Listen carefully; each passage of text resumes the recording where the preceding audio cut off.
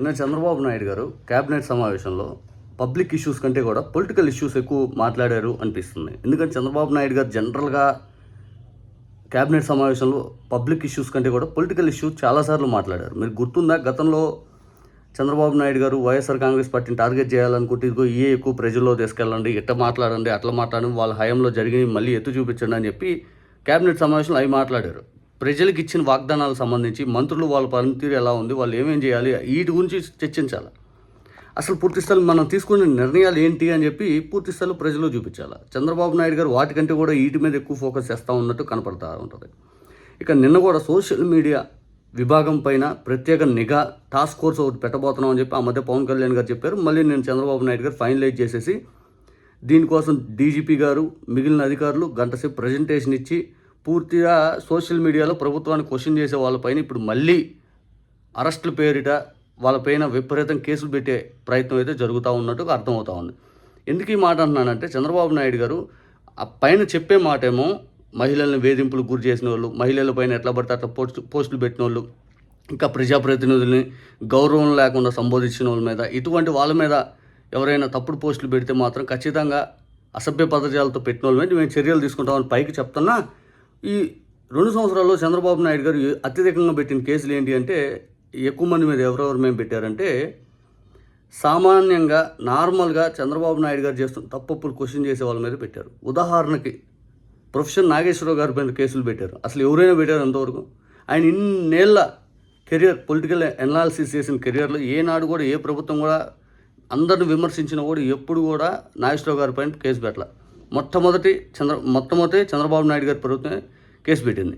నిన్న అంతసేపు చంద్రబాబు నాయుడు గారు ఈ సోషల్ మీడియా విభాగం కట్టడి చేయాలి, నాయకులు భార్యలను దూషించకూడదు, నాయకులు భార్యల ప్రస్తావన ఇవన్నీ ఉండకూడదు అని చెప్పారు కదా. టీడీపీకి సంబంధించిన ఒక పేజ్, టీడీపీకి సంబంధించిన పేజ్ చూడండి.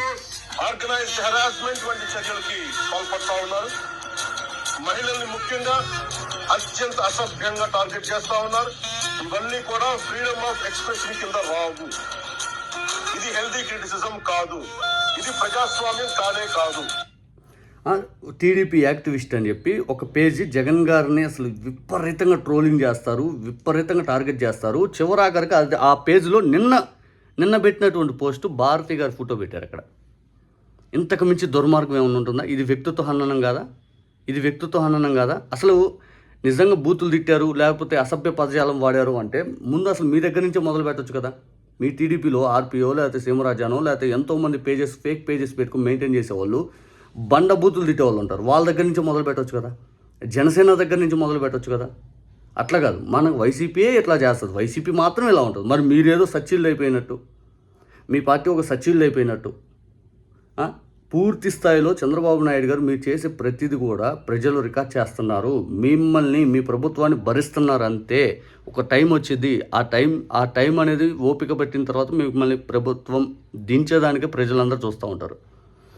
ఇంకొక మాట క్లియర్గా చెప్పాలంటే, మరి నార్మల్గా బూతులు తిట్టకుండా ప్రేమతోటి అభిమానంతో చంద్రబాబు నాయుడు గారు అమ్మాయిలకి ఈ విషయంలో అన్యాయం జరిగిందండి బాబు గారు, వాళ్ళకి న్యాయం చేయండి అని పోస్టులు పెట్టే వాళ్ళకి మీరు ఎంతవరకు న్యాయం చేశారు? ఇదే అరవ శ్రీధర్ 5 సార్లు అభాషణ చేశాడు అని చెప్పి ఆ మహిళ న్యాయం కోసం మీ కాడికి వస్తే ఏం న్యాయం చేశారు? నడి రోడ్లో కొట్టించారు. అయినా కూడా ఏమైనా ఆ మహిళకు న్యాయం చేశారా? మీరు ఇచ్చిన హామీల విషయం గుర్తు చేస్తూ అయ్యా బాబు గారు మీరు హామీ ఇచ్చారా, అమలు చేయండి అంటే మీకు ఆ పోస్టులు ఎందుకు కనపడవు?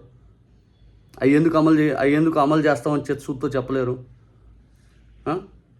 అంటే పూర్తిగా చంద్రబాబు నాయుడు గారిని క్వశ్చన్ చేస్తే అరెస్టులు, ఇక్కడ క్వశ్చన్ చేస్తే మాత్రం అరెస్టులే.